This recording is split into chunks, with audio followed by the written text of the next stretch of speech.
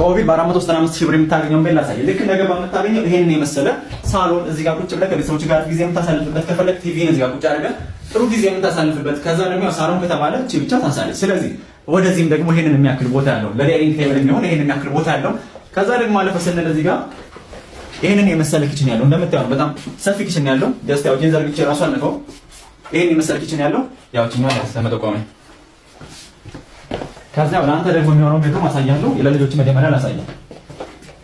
ለልጆች እንደምታየው ይሄን የመሰለ ቤድሩም ያላቸው ሁለት አልጋ በደንብ መያዝ የሚችል እንደምታየው ሁለት አልጋ ጽድት አድርጎ መያዝ የሚችል ቤድሩም።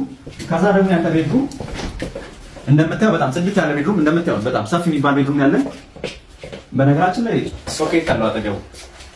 ከዛ ቤድሩም አጠገብ ደግሞ ይሄን የመሰለ ባዝሩም ያለው ነው። እንደምታየው ባዝሩም በጣም ሰፊ የሚባል ነው። ያው እንደዚህ ሆኜ ነው የምነካው እኔ ራሴ።